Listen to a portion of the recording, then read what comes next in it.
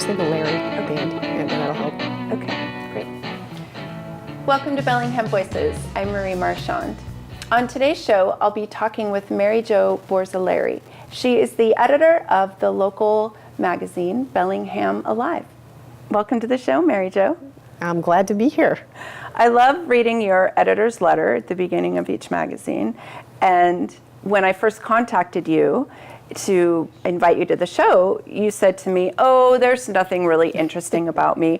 And every time I read the editor's letter, I learn something new about you that I'm really interested and curious about. So I'm really glad that you agreed to come on the show and share some of your interesting background. You started out your career as a sports journalist, and I'm wondering where your passion for sports emerged. And then if you could tag on to that a little bit about when you started in the field and if you experienced any discrimination from your gender or any special challenges, because professional sports seem so dominated by men. But first of all, where did your love of sports emerge? Well, I can't really think of a time when I didn't participate in or be reading about or be watching sports in some form or fashion ever since, either since I was a little kid. I had the great fortune of growing up in Lake Placid, New York, which is a village in northern New York in the Adirondack Mountains, where not only is it a beautiful mountain and lake setting, but held the Winter Olympics twice, in 1932 and 1980. So I got to witness the Olympic Games coming to my hometown when I was in high school, when I was a high schooler. And it is an absolutely wonderful recreational environment to grow up in. People are hiking and playing outdoors all year round. And the town is just really supportive, and there's just always something going on there. And that's the way I felt when I was growing up, and I thought everybody grew up that way. I thought everybody grew up having an organization like the Lake Placid Junior Jumpers Ski Club. That was kind of like the Little League baseball for us in Lake Placid. So I got to ski jump a little when I think I was 8 years old, and then a cross-country ski race for a while and into high school, and got to play a lot of things as the seasons changed. And my family remains a very active family from my parents and my three siblings. I just remember us hiking and playing different sports, often, with each other and other people in town, and just having this joy in movement and this just a fun time playing games, and playing sports. And I love to watch sports and read about them, and it was just a great place to grow up, and it was a great place to be there for that, for that kind of thing. What made you decide to go into sports journalism rather than pursuing a career as a professional athlete, for example? Oh, I definitely wanted to be a professional athlete. That was my first choice until I really thought I was going to be the first female second baseman for the New York Yankees up until age 10 or 11, I think. I got hit by a pitch in a Little League game in my elbow, and my funny bone. And ever since then, that's when that dream died. No. So, and I don't think I would have been able to hit the curveball. It would have been, I think I would have had trouble doing that. But anyway, I never really thought I would be a sports writer. That didn't really occur to me until probably after college. Well, after college, I was a general assignment news reporter for a little while at a local paper, and it was a very small sports staff, and the sports editor asked if I could go cover a sporting event over the weekend, and I said sure, and it was just, I kind of just fell into it. It just seemed like such a natural thing to do for me, and then it was off to the races from there. How long did you do that for? How long did I do what? Sports journalism. in Oh, general. sports journalism.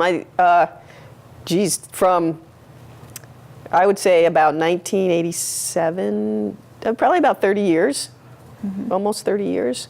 I was a sports writer in some shape or form, either as a freelancer or on staff at on a few newspapers. Worked on staff at the local paper, and then the Hilton Head Island Packet in South Carolina, where I was a sports writer and sports editor. Big learning curve there because it's a small paper, so you got to do a lot of things. And then worked as a staff writer at the Miami Herald for about 6 years, and then the Colorado Springs Gazette for another 7 or so. So you And then I probably, freelanced, yeah. you probably covered the Denver Broncos then. Yeah, I mean, I was pretty much, I was not as a main beat, but I would fill in with people. Okay. Fill in when, so I did a lot of different things. I'm So a it was huge fun. Broncos fan Yeah. because I grew up in Colorado. Every chance I get on the show, I have to mention the Denver Broncos. Good. Did you have any discrimination because of your gender? Thanks to the pioneers of, women's sports journalists before me, thankfully, no, I didn't. I know their stories, and I know that currently there's still a lot of that happening, which is both remarkable and heartbreaking to me. But there's a lot more women in the sports journalism field than there were, 10 years ago. There's a lot of women coming up in college now, and young women that are getting into TV and getting into radio, play-by-play, than there has been before. So small steps, but getting there. The clearest instance of discrimination didn't happen to me professionally, and it happened when I was, I'll never forget, in the 7th grade. It's kind of burned into my brain that was the year that in our school that the guys could start playing football with pads and a helmet and all that, the whole gear. And that was the big, the separation, and girls were not allowed to play. And I had been, playing football, including some tackle football, at recess. It's sort of just a casual sort of thing with the guys and all that. And I held my own, and they wouldn't let me play. And man, I wanted to get on the uniform. I wanted to have the helmet. I had a helmet that was one of those fake helmets that were like a table light for your nightstand. That you could get them in helmets of the NFL teams if you wanted. You could order them, but not exactly safe for the game. Anyway, so yeah, I wasn't allowed to play. So I mounted my own. I was so mad. I mounted my own protest, and just while the boys were practicing, about 100 yards away, I watched, and I held my own practice, and at the foot of the stairs of our school, and just followed along while they were practicing. So I did every push-up with them, watching from 100 yards away. I did these exercises called up-downs, when you basically slam your body down at the ground and then get up as fast as you can, and do that repeatedly. And so did every exercise that I possibly could. When they ran around the track, I ran around the track. So that lasted about 2 or 3 days, and then I gave up on that. So, oh my goodness. I haven't told too many people about that, but but I was that mad. Yeah. And looking at it now, thank goodness, I didn't get to play with all the news about concussions and all the unhealthy things that physically that can come from that. So, it was fine. I still missed just having that experience though, and wished I could have played. I probably would have gotten creamed, but still, yeah. But that was really it. I was lucky. I was lucky that I didn't really have that many struggles because of the people that came before me. you know. So, yeah, I consider myself pretty fortunate in that way. I don't think you would have gotten creamed because there's people, there's players your size. So what's his last name, who was on the Patriots and then the Broncos? He's your Wes size. Welker. Wes Welker. You're probably taller than Wes Welker. Maybe when he was 13 or 12 or something.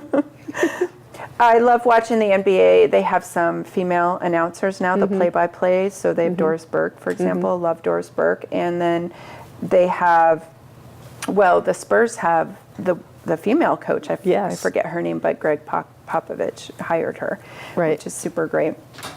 Okay, so now shifting to Bellingham Alive, I'm wondering when you took over as editor, and then maybe talk about some of the positive feedback you've received from the community members. Yeah. I became editor-in-chief a year ago, January. So January 2017. And that was a key time for the magazine because it went monthly then, which is huge. So Bellingham Alive comes out every month, and it's something that apparently had been asked for by the business community. They were clamoring for Bellingham Alive to go once a month. Before that, it had alternated with North End Metro, so a magazine in northern Snohomish County. And so Bellingham Alive would be published 6 times a year, and then North End Metro in between months. And so in January 2017, Bellingham Alive went monthly, and it has gone very well. It has gone really well and been really well embraced, accepted by the community, and the positive, the feedback that I get when I tell people, or when people hear or see me and say, "Oh, you're the editor of the magazine," is invariably they say, "I really like that magazine," or some people even say, "I love that magazine," and they say they like it because it's beautiful. It's a beautiful magazine, number one. And number two, when we get letters about this, that they love the fact that it's local. And when on the rare occasion that we do have a story in the magazine that's not, sometimes I hear about it. And they say, "There's plenty of going on here, we want to keep this local." That's what we want to know about. People also love the dine section, because I often ask, well, what do you turn to? What do you really like to read about? And they love to read about new restaurants in the area, where to go out to eat, what's moving, what's closing, what's opening. They want to know about what's being offered. In the June issue that's coming up, we have a section every month called 5 Faves, and for June it's outdoor dining. Where can you eat outside? And there's some beautiful places you can eat outside in Bellingham that are on the water, that have great views. So we try and feed that hunger for food, for food and dining in not only Bellingham, but the magazine is called Bellingham Alive, but it really covers 3 counties. So it covers Whatcom County, Skagit, and also the San Juan Islands. So that's a lot of area to cover. It's diverse. You have islands, you have the agricultural part of Western Washington and Skagit farmlands, and then you have Whatcom County where you have a whole bunch of stuff, mountains, farms, Bellingham. So it's a nice area to cover because there's so many different things going on. And you have 2 magazines here with you, and I love the Lighthouse one. How that turned out. Right. Yeah. So maybe talk about that cover. And there was no manipulation with that. It just happened. The sun and the Dean Davidson, our art director, devised this cover. It's a feature about lighthouses in the area. So we write about where you can actually stay overnight in a lighthouse and take over, lighthouse, keeping duties. They don't really run a light in many places anymore, but there's maintaining the place. And apparently they're just really, as you can imagine, really peaceful, scenic places. I mean, entire families will rent out a lighthouse. Oh my goodness. Yeah. And so you can stay. I'm getting married, and I should do that for my honeymoon. That's great. That's a really good idea. We have a section in here that talks about great places, if you're getting married, to take photos with lighthouses in the background. Oh so my you'll gosh, have to read that. Perfect. I'm glad I mentioned it. Right. But the cool thing about this cover that I talked to Dean about is that the sun is the bottom of the exclamation point of Bellingham Alive. It's amazing. Which just really worked out that way, and he was attuned enough to it to see that and say, "Oh wow, this might work." So I think it turned out pretty neat, and it's just such a nice lighthouse anyway. And then the interior one. Yeah, this was our home and remodel issue. So we have a home and remodel issue every March. Okay. Where much of the magazine is about new houses, but also about how you can remodel, and it also talks about what else you can do, from landscaping outside, so ideas for that, to this issue has what you can do to add texture to your home. Oh, great. So in the middle of the magazine, there's about 20-some pages of suggestions and a lot of beautiful pictures of new homes in the area. What's your favorite story that's been covered in the magazine since you took over? Well, one of the favorite stories, I have a few of them, is we did kind of a deep dive into the marijuana industry and talked with a business owner. We went and toured a indoor grow facility, and talked to moms who are treating their kids without the help of their physicians with marijuana. And these are kids that have neurological disorders. And there were a lot of people that didn't want to be named in this issue because there is still such a stigma. And I wrote about the stigma also in that story. So, I hope I think it did. I hope it presented a good look at that industry, because you see it in a lot of places in Bellingham and Skagit, and it's an interesting industry that is only going to, I think, get larger here, so I like that, and we did a story a few years ago, well, 2 years ago, a year and a half when I first started, about Graham Kerr, who was the Galloping Gourmet of TV fame way back when. And he was like one of the first, I think he was the first to have a cooking show on television, and he became famous worldwide.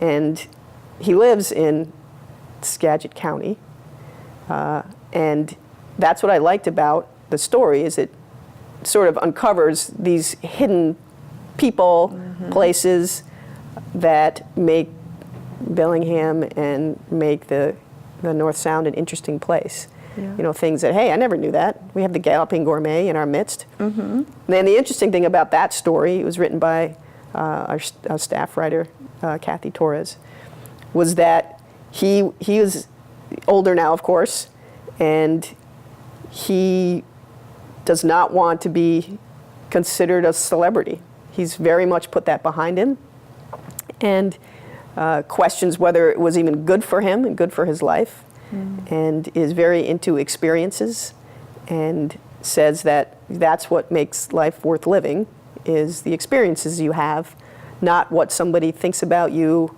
or what somebody, or the fact that somebody puts you on a pedestal.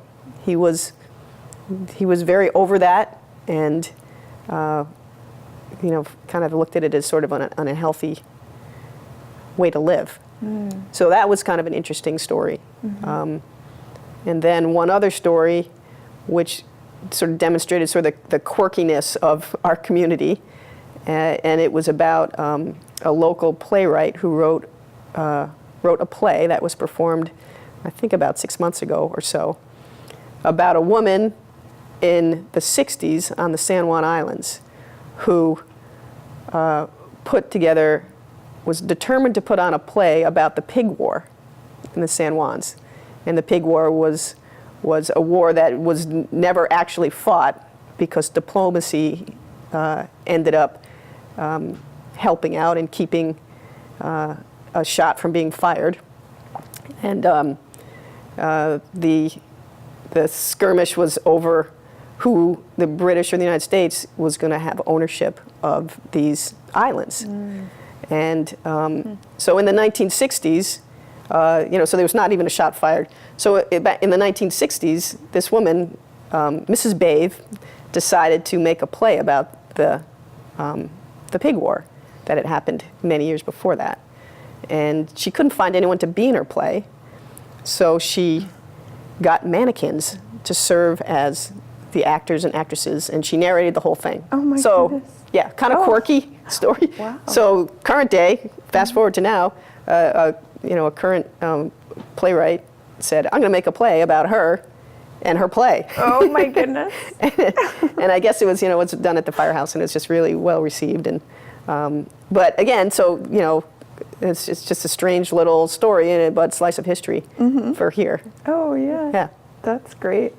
What is your editorial process? So how do you determine what stories and themes are going to be covered, and then which contributors, and then also how can people contribute to your magazine? What would they have to do if they wanted a story for you to consider? Right.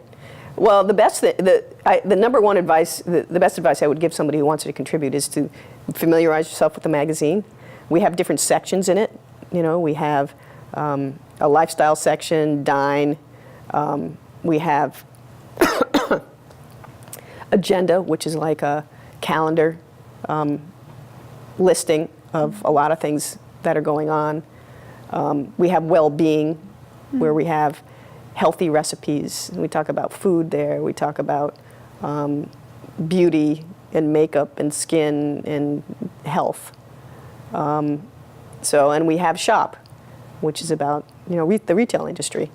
And then we also have big features in the middle of the magazine, like Community Life.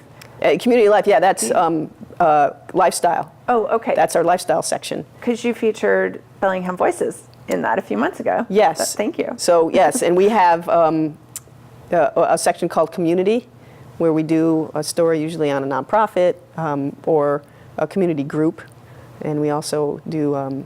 Within that lifestyle section, we also have something called Spotlight, where we spotlight an artist. So it can be a writer, it can be a photographer, can be somebody who writes plays, can be a poet, documentarian, So familiarize yourself with the magazine and pitch me a story. I love to get stories from people, story ideas from people. And then whether they turn into a story or not is really determined on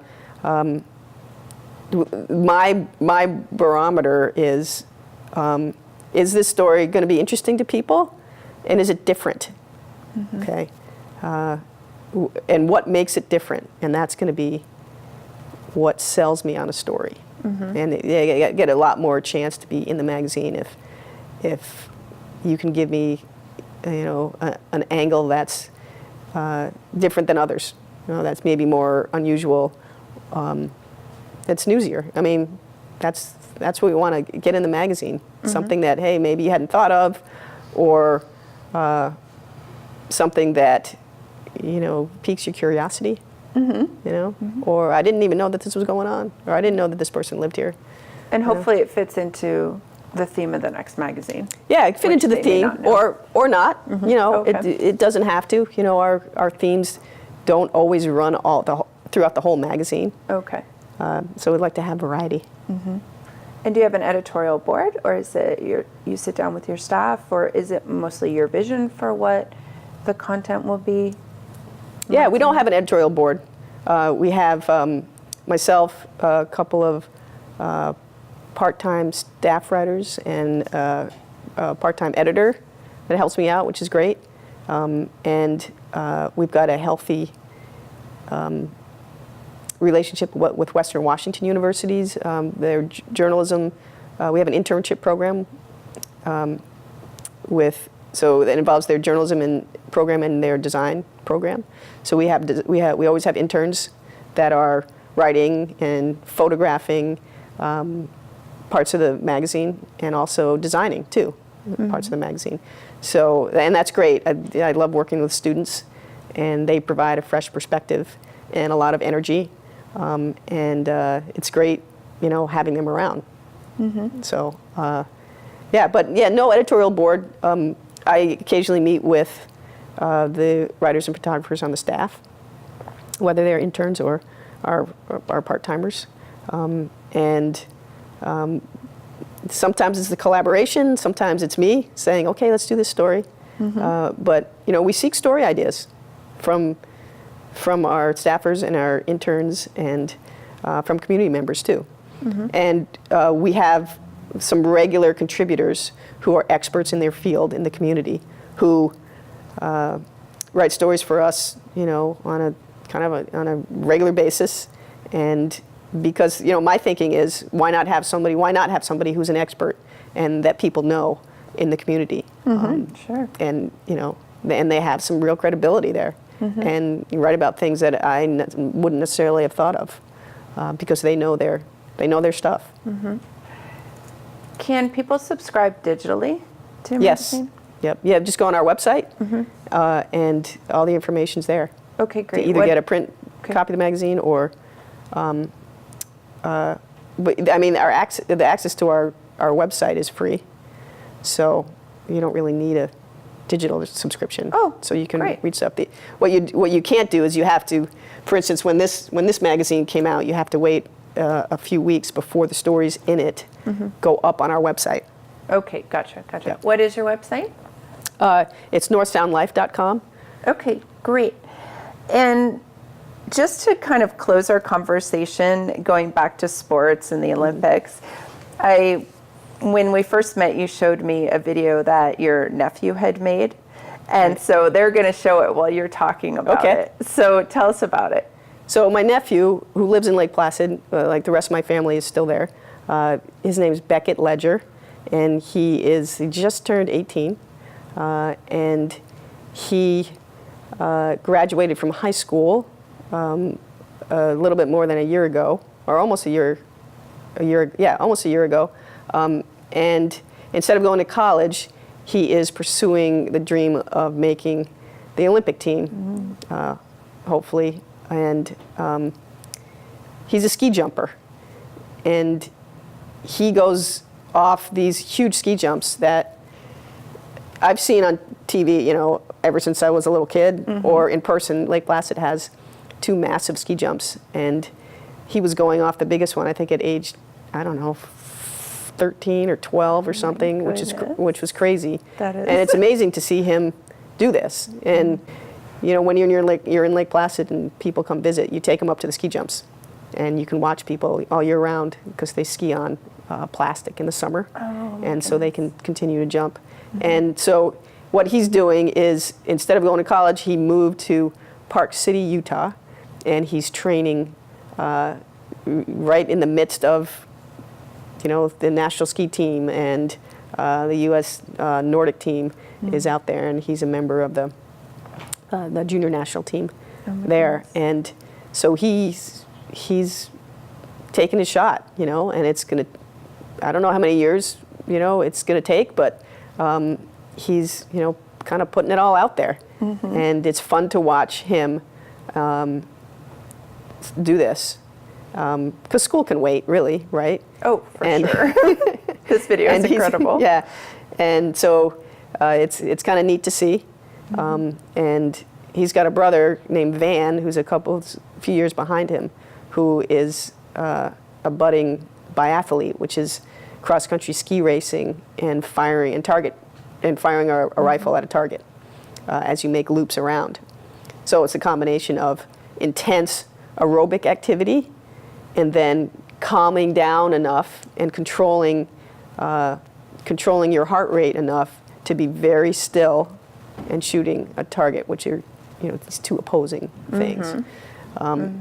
So Beckett he's a ski jumper, but he's actually on the Nordic Combined team, which is the junior national team in Nordic Combined, which is combined ski jumping and cross-country ski racing. Again, two very different things. So fast twitch, explosive muscles with the ski jumping, and then aerobics, slow twitch, with the cross-country skiing.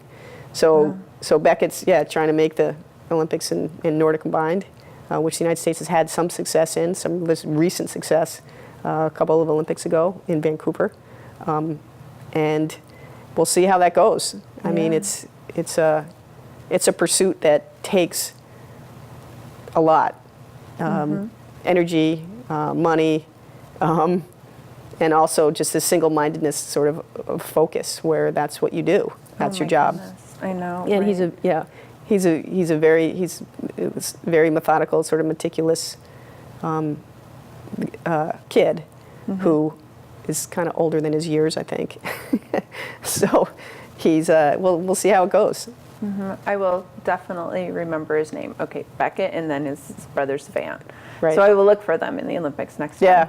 Yeah. And then also my son's a snowboarder. He's a free rider, and he just won a contest down in Seattle a few weeks ago. And so we're also going to show this photo of him like jumping off a cliff. And my son's Drew Hops, and so maybe he'll be in the Olympics someday too. Yep. So, well, thanks so much for your time today. It's been great talking with you and learning more about you. And welcome to our community. You haven't been here that long, and you're making a difference with the magazine. So thank you. Well, thanks. And thanks for joining us on Bellingham Voices. We'll see you next time, and take care.